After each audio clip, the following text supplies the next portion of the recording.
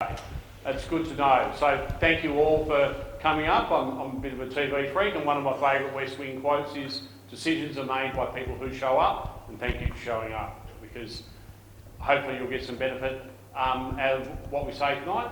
I won't prattle on for too long. It won't be death for PowerPoint. I think the magic of the night is having the one-on-one conversations with the firefighters here, and they will hopefully push you in the right direction. So what we're going to look at today is about getting ready. You're going to hear me talk about two main concepts. First of all is situational awareness, and the second one is information toolbox. But some of the things we've learned, particularly over the last couple of weeks, is that people haven't really worked out where you get information about bushfire and the risk that happens in the area from. We're going to talk a bit about that. But also about situational awareness, about understanding the risk you're living and what you can do to help prepare yourself to live in this risk. The reality is that there's nowhere on this planet that you can live that doesn't have some form of risk. So in terms of fires in this area, so the community across Kyneton, Tilden, Malmesbury and surrounding districts are bordered by state forests, grasslands and public land.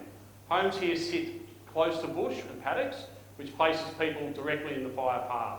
When conditions align, the area is burned before, and it'll burn. The area has burned before, and it'll burn again. The fire does not need extreme conditions to cause harm here. Only heat and wind in any direction and the available fuel. So it doesn't need to be a catastrophic day to have a fire. It doesn't need to be an extreme day. As a firefighter, the days that keep me awake are what we call the 20-20-20 days, where it's potentially only 20 degrees, the humidity is 20%, and the wind's 20 kilometres an hour. But you're at the end of the summer, you've got sick of everyone telling you to evacuate and move around, and there's a lot of warning fatigue, and a fire starts at the end of your street. They're the days that we often get concerned about. So you may not have been in a position to trigger your plan, but the more aware you are of what's going on around you, the more you're likely to sort of get a bit of an idea of where those danger days are going. So in this particular area, the drivers of what we call risk, the fuel types we've got a eucalyptus forest that burns hot and produces long distance embers. Is everyone familiar with, thank you, with embers? Yep.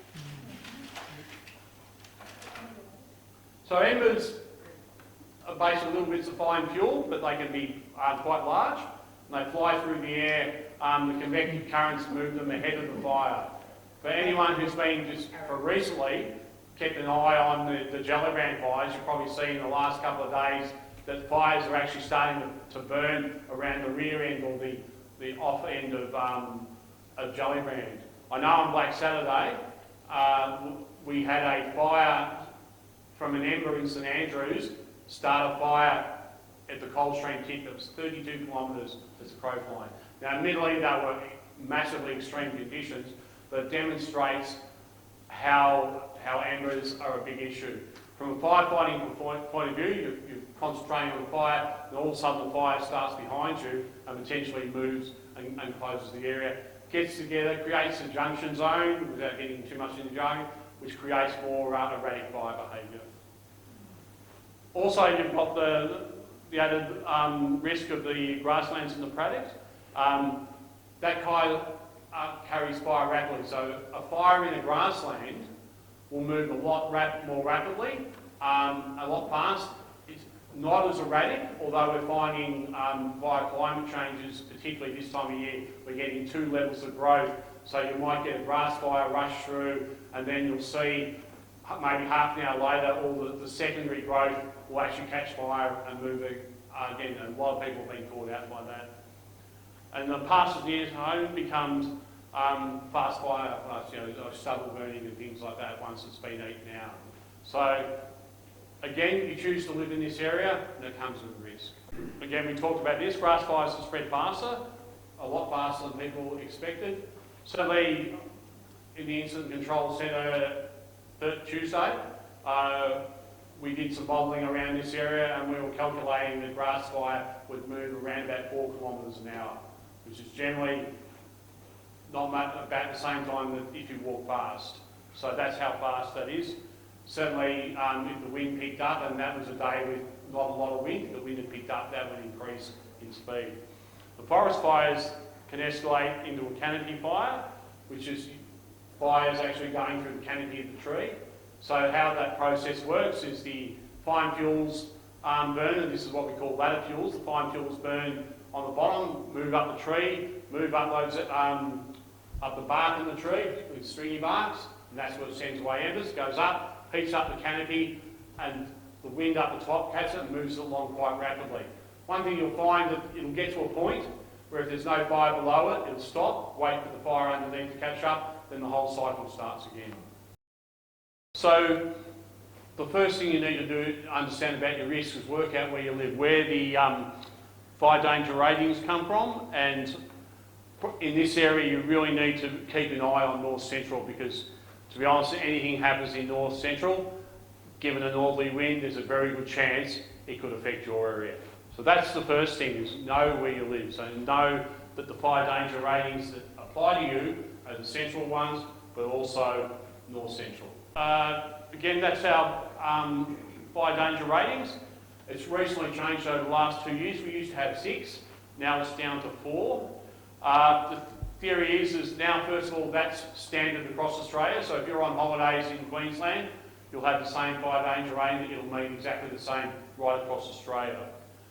A lot of people have set up their fire plans on the old version, the 6-way version, but the reality is the difference between high and extreme was the difference between very high and severe and extreme in the old days. So there's a good chance that if a total fire ban is called, it'll be in the high and definitely in the extreme area. So the fire danger ratings is purely enacted out of science. Total fire bans can be precautionary, and probably use the example of probably not so much this year, but last year they did a total fire ban day on a day before the high weather came, and the simple reason for that is they're trying to avoid getting fires starting on days that they actually don't think they'll be able to get controlled. If it's an extreme day and fires that start on extreme days are more than likely not to be controlled with the resources we have. So sometimes they'll actually call it early in order to ensure that no or less fires start on that day before. One of the biggest causes of fires on high fire danger day, believe it or not, is the issues around hot works. People grinding, using chainsaws, slashing, doing all that sort of thing when they're not really supposed to. Arson still is a thing, but it's probably not as big a thing as people tend to think it is. So even people riding trail bikes on the total fire ban day have been known to start fires. Again, people slashing, all those sorts of things will start fires. So, and that seems to be one of the biggest causes we've had for fires in a long period of time. I've got my extremely high-tech whiteboard here, and I know it's a bit small, but that's the average shape of a fire. And we'll actually look at a bit of a simulation of one we did later on. But it's generally a teardrop shape. Historically, the winds come from the north, the hot winds come from inland, the north and northwest, and it creates a fire shape like that. So in this case, it might be, say, 1 kilometre along the flanks, which is the sides of the fire, and maybe 300 metres or something across the head, which is the front of the fire. Now, I'll get my green texture out. Okay, so it's a wind. You sound really hot. I can't do that to you. Almost did though. But if the wind changes to that direction, when the change happens, what do you think that might happen? Yeah, this fire, this becomes the front and it gets bigger and bigger and bigger. A little known fact, in the state of Victoria, virtually every death that's happened in bushfire has happened after the wind change. The one thing we're told every year is that we know 100% that we're going to get fires in Victoria. Victoria is one of the highest, or the three highest fire-prone areas in the world, and we will get fires here. The one thing we don't know is where those fires are going to start. I think that's, so as long as everyone gets prepared and fully understands the risk and you prepare, then you're going a long way to actually be ready for it. So there's a lot of places you can get information before it, you know, local news, the big emergency hotline, the website, social media, but particularly agency or reliable sources of social media, big emergency app, relay service, if you have issues with language, interpreter service, and emergency alerts and things like that. So there's a whole lot of information that appears on the news, but probably the best source of information is yourselves. So as it gets drier and warmer, I think particularly those who have been around a long time, the bush changes. It sounds different, it smells different, it feels different. And you've probably heard on the news people or firefighters and people up in Melbourne saying this day is a particularly a spike day. So usually what happens is you get 3 or 4, maybe 5 days without rain that get progressively hotter, and then on that last day there's a predicted weather change, which is generally southerly, southeasterly, southwesterly, but it basically changes the direction of the wind. So CFA just recently made a brochure which is a bit of a guide about what you need to consider in a fire plan. It involves your family, involves your pets, your animals, your own circumstances. So I think for those particularly who don't have a fire plan, it's worth taking, if you take nothing else away from the night, take one of these home and have a look at it, talk about it to your family, and come up with a bushfire survival plan. In my case, I've been in the CFA about 30 years, so I've well and truly drowned in the Kool-Aid. My first fire plan was about a 60,000 word thesis, and I presented it to my family and they just laughed in my face. Now it's about half a page and it basically involves grabbing the animals and going. If I only get them to do it, that would be good as well. But I think a fire plan needs to involve every aspect of your life. One of the big key things about a fire plan is you need to, first of all, make it achievable for you. So everyone's fire plan will be different. If you set yourself up with a plan that's unachievable, you'll never do it. So make sure your family's involved, make sure your aspect. One of the key things, and Kath and I were talking about this earlier on tonight, rehearse your plan. Again, an old boss of mine once said, the onset of emergency isn't a time to be handing out business cards. So you can't be surprised if the fire's coming up your street.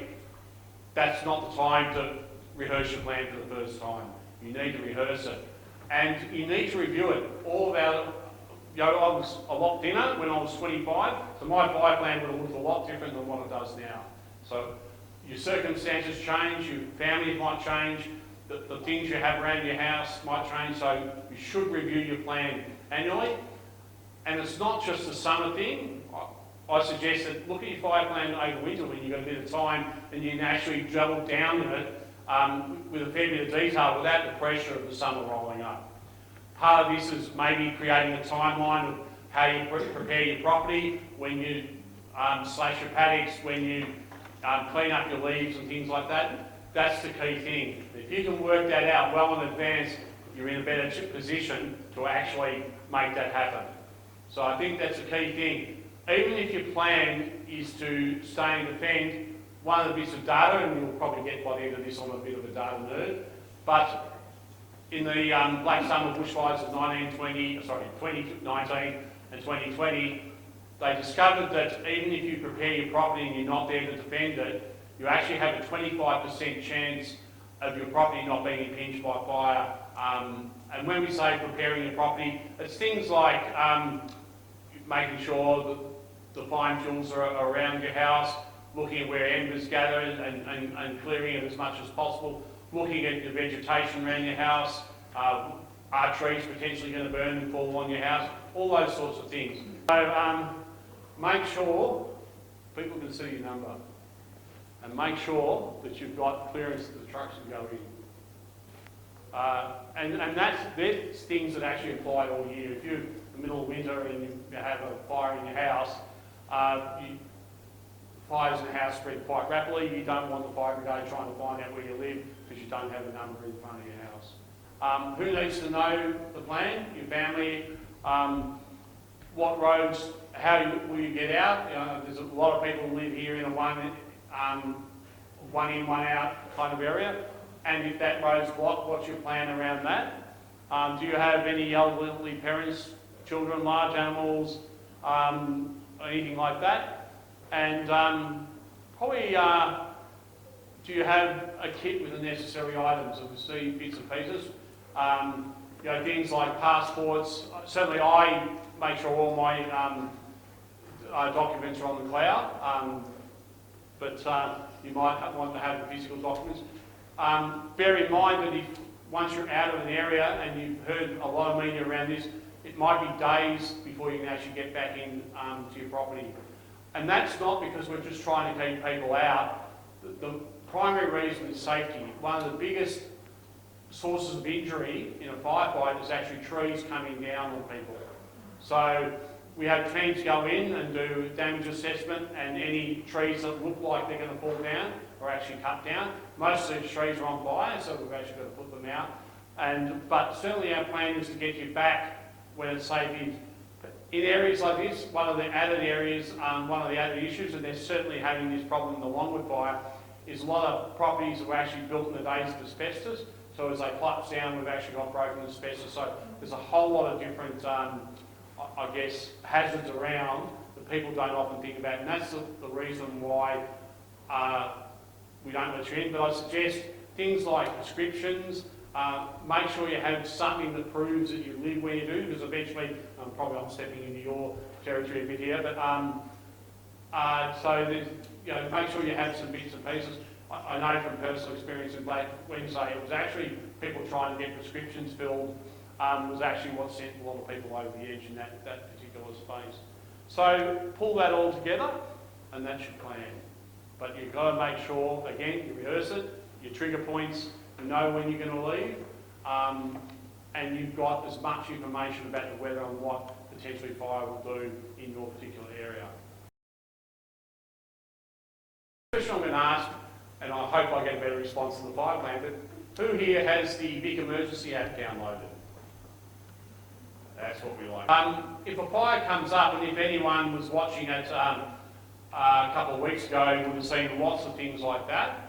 You actually see where the fire's impacted. You have various warnings, and you have advice warnings, watch and act, emergency warning, and evacuation. So a lot of people often think that the first warning they get, if they do get a warning, will be advice. That's not always the case. The first warning you may get could be an evacuation. If the fire is started in your general area, then the crews on the ground will recommend a particular warning. Emergency warning and watch and act are sort of going down, and then community information, that usually goes out once the fire's over, but you might still see smoke coming from stumps and things like that. So that's pretty well the different variants of the warnings. I must stress all of these are a guide. Now, the one thing I think, particularly with Harcourt, everyone found that comms, internet, a whole lot of forms of communication disappeared fairly quickly. Power is usually what we tell people, one of the first things that go, if it hasn't been power that's caused the fire in the first place. So, and in this particular case, it affected free-to-air transmission and a whole lot of other things. So I think one of the things that people actually, did you just scan it? Oh. Yeah. So the one good thing is we have AM band radio, and AM band radio would actually survive the end of the world. It's fairly low tech. One of our media partners is 774 ABC, but 3AW also there. And do you have a community radio emergency? Yeah, okay. So there's a whole lot of things, but this is probably one of your key bits of information. It's a battery-powered radio that will pick up the AM band. If you're really keen, even though we're not allowed to recommend any places, there are a few camp stores that actually provide ones that have a handheld generator that you crank up and actually do, so you don't have to worry about batteries. So don't wait for an official warning, because you might not get one. This is a guide. This requires a whole lot of infrastructure to work, and that's not always the case. It's a 365-day year. Living here, you live here 365 days. The risk doesn't go away at all. It just increases when it gets hot. So the best way to manage the risk is actually look at it through the lens of 1 year. And where you have some opportunities to do some of your prep or some of your planning over the winter months, that's a really good time to do it. And as Catherine pointed, if you want to have a property advice service visit, then do it. Doing it before these guys get really, really busy. I reckon I'd hazard a guess not many of you have had too many nights off in the last 3 or 4 weeks.